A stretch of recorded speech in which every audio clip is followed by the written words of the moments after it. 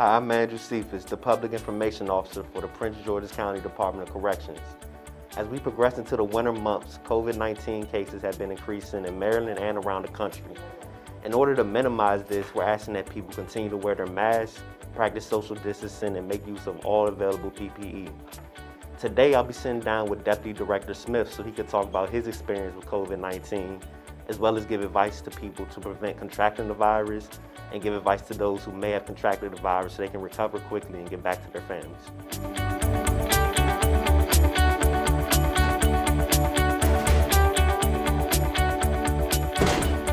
I'm Andrew Cephas, the Public Information Officer for the Prince George's County Department of Corrections.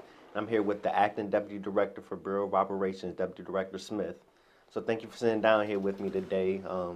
I know we're going to be talking about COVID-19. Right. It's a very serious virus. It's been affecting a lot of people around the world.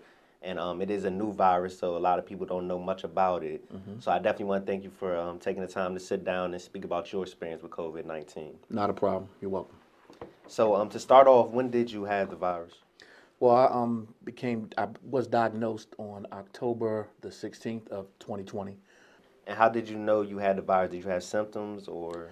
Yeah, around October the 6th, I had start feeling funny, if you will. Mm-hmm.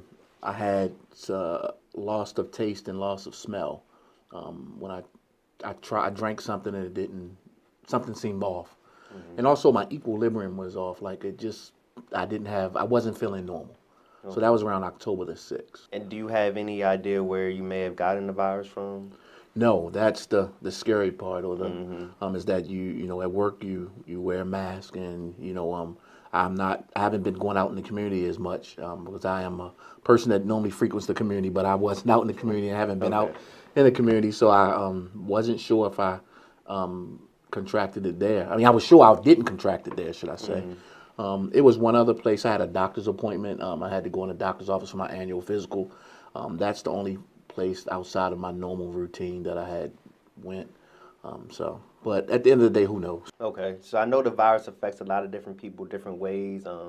Some people don't have bad symptoms. Some people, do have a hard time trying to recover. Mm-hmm. So how was your experience? It was very, very, very challenging and scary is the best way I can put it. Mm-hmm. For those that may not know, I suffer from asthma as well. I've been diagnosed with asthma as a child, and so that's an underlying condition that causes a lot of concern for the medical professionals, for anybody that comes in contact or becomes infected with COVID. So that was one of the most, it was scary, and because it's uncertain and you don't have control over it. Right. Whereas some other ailments, you can take medication and try to get back online, if you will. So how long were you in the hospital? Well, I was in the hospital for 6 days, based on my things had gotten pretty bad.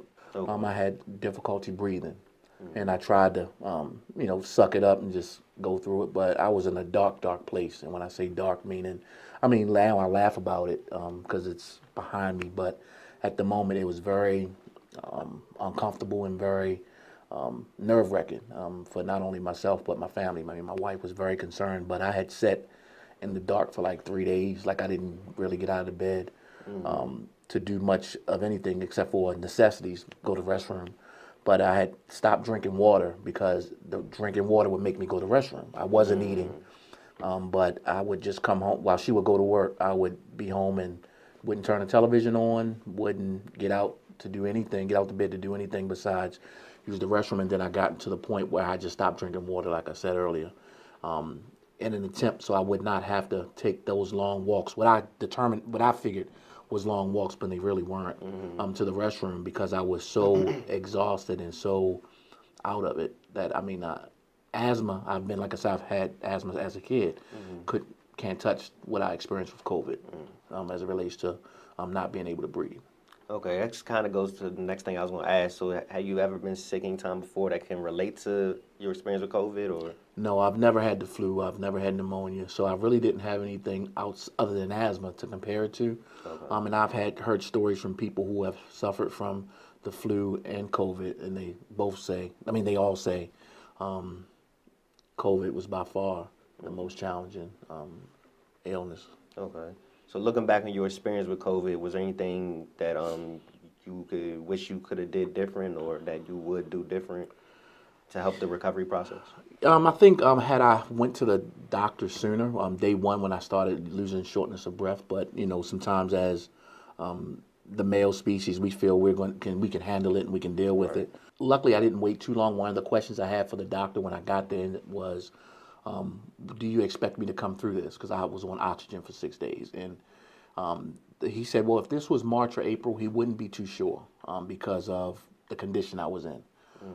But the science, they have learned a lot more about the science of the virus and how to better treat those that have come in contact with it. Do you have any advice for people to avoid contracting the virus? I know we tell people wear masks, practice social distancing, things like that. Yeah, wearing a mask, social distancing, washing your hands, taking care of your hygiene all around, and that includes surfaces in your home. I know your home is our comfort zone, and a lot of times we're figuring, hey, I'm just there with my cohorts, but if you're going to work, that you're going in and out to work, coming home, wash your surfaces, anything that you touch and come in contact with, clean it more than what you normally would do. Another thing you mentioned, of course, wearing the mask. It was very important, and also the social distancing, and just being mindful that we've been dealing with this since March, but the handshaking, I know sometimes handshaking is kind of part of our culture, but a fist bump or elbow bump, as what they've been doing lately, what we've all been doing lately. That's some of the things I would suggest. But one last thing I would say, if you feel like you have any symptoms of a cold, don't assume it's a cold. If you feel like, oh, it's just my allergies, don't assume.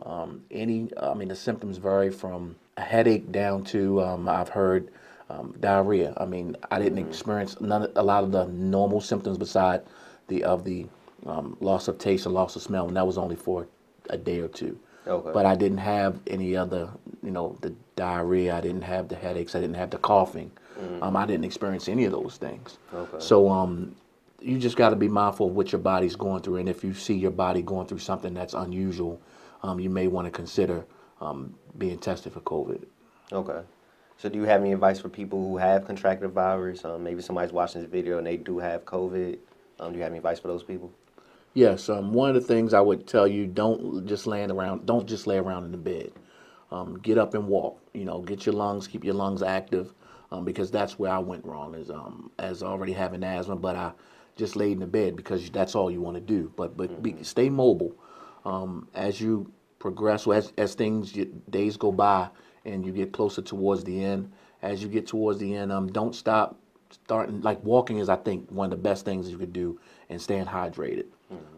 Drinking a lot of water, and like I said, walking. But post-COVID, I wound up starting to walk a little. I started doing, exercising and walking more. So that's the good thing that came out of it for me, is that I want to exercise and keep my breathing and my lungs flowing the way they need to flow, or operating the way they need to operate. Because before COVID, I wasn't doing nothing. So COVID did help me out in that aspect. It also has made my asthma. I haven't used my inhaler. Before COVID, I was using my inhaler twice a week. I haven't used it today's Wednesday. Okay. And I still haven't used it any this week. So that's some good things that came out of it. So. Okay. Those are all the questions I had. Was there anything else you wanted to add in? No, sir. Nope. You covered it. All right. Well, thank you for your time. Again, we really appreciate it. A lot of people don't really talk much about. They do go through COVID, don't talk about it and stuff. So definitely appreciate you sharing your experience and possibly helping other people out. Hey, no problem, man. No problem at all.